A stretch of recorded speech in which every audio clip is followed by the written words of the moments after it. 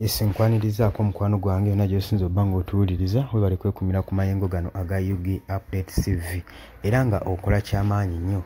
Ababaka ba Paaliyamenti bavuddeyo ne bakoowoola Mwami Yoweri Kaguta Museveni ssaako n'ekitongole ekya Electoral Commission kigende mu maaso n'okuba nga kikansolinga by-elections ezabadde e Kawempe mu North, nga bagamba nti nno okulonda kuno kwabadde violent ssaako n'okubba obululu okwayitiridde okwalabiddwako nga kusaturatinga ku social media gwe mukwano gwange ali yampuliriza. Oli ku UG Update TV kosinza oba ng'otuwuliriza webale kwekumira ku mayengo gano era nga nkutegeeza nti nno okola kyamaanyi nnyo.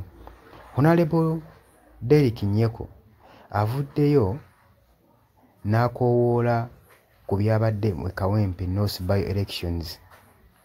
Agamba nti nno muno mwabaddemu obumenyi bw'amateeka bungi nnyo, ebintu ebikola ebyakoleddwa ebyabadde tebigendera ku mateeka, violence esikkiridde, entiisa n'okutiisa abalonzi kwabadde mu kalulu kano. Agamba nti nno security forces ssaako ne ba government operatives abagenze mu maaso n'okuinterferinga electoral process, emitendera gyonna egy'okulonda okugenda mu maaso, ebitongole ebikuumaddembe bino ssaako ne government officials baakutabangudde ne bameekingira ddala okuba nga akalulu kano kasoboka kubeera nga kali free na fair eri abalonzi.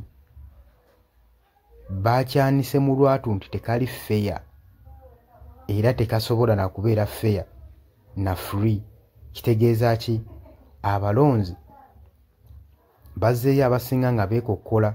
Jjukira nti nno twalabyeko ebitongole ebikuumaddembe bya security naddala bajeti nga bakwata obubokisi bw'obululu nga babuyiwa, obwo tebwabaliddwa. Waliwo bokisi z'obululu ezabuliddwawo, ezo zonna kwegamba akavuyo kabadde wali gwe mukwano gwange ali yampuliriza k'otayinza na kukkiriza. Okusinziira ku Derrick Nyeko agamba akalulu kabadde n'entiisa n'ebirumira bingi, omuli okubba obululu, omuli abasitaafu bennyininyini abakuvunaanyizibwa ku by'obululu ku bwa ballots bennyini badde babubba, ssaako okugobawo abalonzi, ssaako n'okugoba aba-agents naddala aba-opposition, ba-opposition agents abasinga omwembe batwalidde n'okubakwata okubasiba batwala mu makomera, okugobawo abantu mu polling stations we balondera. Bongera okulayiminga nga bagamba nti nno aba military ssaako ne ba police officers baazannya omulimu ogw'amaanyi okumanipulatinga buli kimu ekyabaddewo nga bagenda mu maaso n'okuba nga bo be babadde cause ku byonna ebyabaddewo mu kalulu kano, okutiisatiisa abalonzi ssaako ne opposition candidates okubatiisatiisa. Level y'okubba akalulu yabadde waggulu nnyo, ssaako n'akavuyo, ssaako n'okuba nga bacunya n'okkuba abalonzi, era buli kimu kyalabiddwako mu kalulu kano nga tebisoboka kubanga byabadde mu kalulu. Ekitongole ekya Electoral Commission kyakoowoddwayo kisobole okuba nga kisazaamu akalulu kano okusobola okuteekawo fresh elections, bateekewo akalulu akali fair ng'ate ka mirembe. Ababaka ba Parliament bwe batebagamba. Abalala b'opposition MPs bavuddeyo ku nsonga eno nga bagamba nti Electoral Commission eraakinga credibility ku ebyo ebyabaddewo, naye bagamba ekyagiviiriddeko okuba nga eraakinga credibility obusobozi kuba heavy security eyayiiriddwa mu kalulu ako. Security yeefuze emirimu gya Electoral Commission yo ne yeefuula staff members aba Electoral Commission era nga buli kimu be bakivunaanyizibwako. Obutambi n'ebifaananyi ebibadde bisaturatinga nga bitambulira ku mikutu egya social media biraga nga ba security forces basuppressinga bajjawo abalonzi nga babagobawo era nga babakuba ne tear gas ngene babakuba ne bullets amasasi era nga bebuuza ebibuuzo kino ekigendererwa kya process eno kyabadde ki. Newankubadde ebyo byonna byabaddewo ekitongole ekya Electoral Commission tekinnaba kubanga kivaayo ku respondinga ku ebyo byagenze maaso mu kalulu aka Kawempe North olunaku olw'eggulo. Newankubadde officers aba gavumenti bavuddeyo ne babyewakana nga bagamba nti akalulu kano kabadde ka mirembe nnyo era nga kalina mu mateeka. Newankubadde tension yarayizinze n'ebeera waggulu nnyo eri aba observers nga batya nga bagamba nti nno nti bio election egenda kubanga ereetawo okukwatibwa kw'abantu bangi, so akalulu tekaddibwamu. Singa kanaaba kaddiddwamu abantu bangi abagenda okukwatibwa mu nsonga eno era ne basalawo ne bagamba nti tubirijectinze tewabeerawo kuddamu kwa kalulu kano olw'ensonga nti abantu bangi abagenda okukwatibwa mu kalulu kano singa kanaaba kaddiddwamu abatalina musango bannaalumanya ne ssaalumanya. Jjukira nti kagenze okuggwa nga balangiridde Council Nalukoola Erias Luyimbazi nga yalidde mu banne akendo nga yabadde aleebyaleebya bya Neggwe mukwano gwange aleeyampuliriza.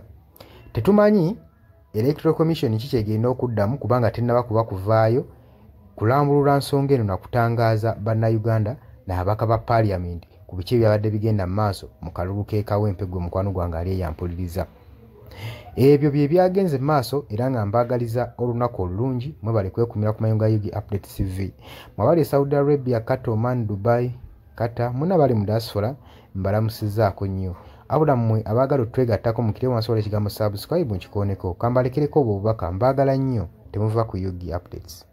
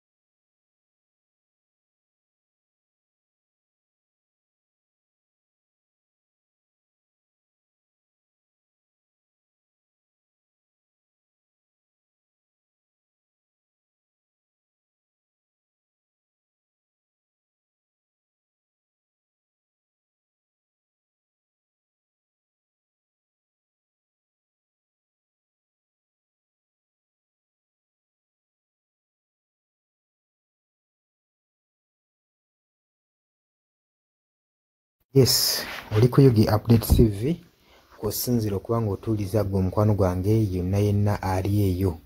Gwe nagambye agala otweyungako, agala okweyunga ku channel eno, kirira wansi waliwo ekigambo subscribe kikooneko, okoonene mukadde, temwerabirako na mukadde kubanga akadde ako mukwano gwange gakuyambako nnyo okuleetera notification message bwe waba nga waliwo information yonna gye tutaddeko. Ate buli wo subscribing obeera otufollowinze, kitegeeza buli kimu kye tunaateekako ojja kuba ng'okifuna gwe mukwano gwange. Leka okeepingwe ng'oli updated ku buli kimu ekigenda mu maaso mu ggwanga, gwali yampuliriza abali mu Qatar, Oman, Dubai, Saudi Arabia, abali Dubai, abali mu US, abali mu UK, abali Canada, abali mu South Africa, namwe abali mu Rwanda, Kenya, Nalekani, Menyani, namwe abali mu Asia, matumiddeko nnyo mwe bali kwekumira ku Yugi Update TV mwe mbeezezaawo amayengo gano aga Yugi Update TV.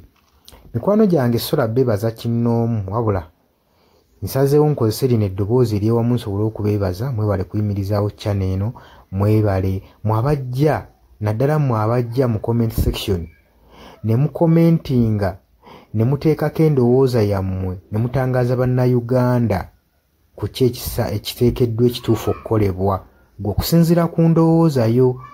So muna abatajjangako mu comment section mbakubiriza okujja mu comment section muteekeko ebirowoozo byammwe mutangaaze eggwanga ku biki byaba bagenze mu bukyamu ne bikolebwa mu bukyamu eri bannayuganda. Dani ku Airlines e Kenya nawe nkutumiddeko ennyo naye jjangu mu comment section oteese, toteekako buteesi linnya lyo, mujje mu comment section mwe abasharinga, abalikinga namwe abasubscribinga mwe muyimirizaawo amayengo ga channel eno. Enamba y'essimu gye mbateeredde awo eya nooti 726 nooti emu 679. Eyo enamba ya WhatsApp eri mu kimyufu. Ye namba gy'ogenda oyita kuba gy'osobola okuyitako gwe mukwano gwange ayagala okulanga wamu naffe. Ngw'alina bizinensi yo ng'ogyagala tugikulangire nga wandyetaazo gikulangira. Eyo namba gy'oba oyitako ku WhatsApp osobole okuba nga naye bizinensi yo gikuba abantu tugikulangire gwe mukwano gwange ali eyo ampuliriza. Ne ngenda mu maaso n'okulabula abantu ku biki ebigenda mu maaso mu ggwanga naddala ng'akalulu kano aka 2026 katuukuse kengedde. Kati buli muntu alina kubeera vigilant, olina kubeera bulindaala oleme kutunda mwoyo gwo mukwano gwange. Waliwo abatunda emyoyo gyabwe olw'M1,1500 sukaali. Gwe beera ng'omanyi akaseera we kanaatuuka akakuba ballot paper, beera nga manyi omuntu ng'omanyi omuntu ogw'ogenda okuwa, gw'ogenda ottiikinga, gwe gw'olaba asobola okukulaakulanya ekitundu kyo constituency yo, gw'olaba agenda otwala eggwanga mu maaso. Bannange tusibwa nnyo akatambaala mu mutwe mu biseera nga bino. Newankubadde obwavu babubalumizza mutya, totunda mwoyo gwo ku lw'akantu katono, wabula saasira ku ggwanga lyo, osaasire ne ku zadde lyo, osaasire ne ku future weenaabeera. Lowooza ku by'emu maaso. Weewaawo abamu muyinza okulowooza ng'ebyo tabakwatako nga tebikwatako, naye ensobi yonna yonna ekolebwa either relative, sengaawo, maamawo, kojjaawo, biyinza otutuuka ng'ekyo ekizibu gwe kyetooloddeko ate olaba ebikwatirako biyinza otutuuka esa ne byetooloola ne bifundikira nga bikkutteko gwe mukwano gwange ali eyo. So kyenva nkubiriza baganda bange mwenna bali ku Yugi Update TV ogenda maaso n'okusharinga information eno.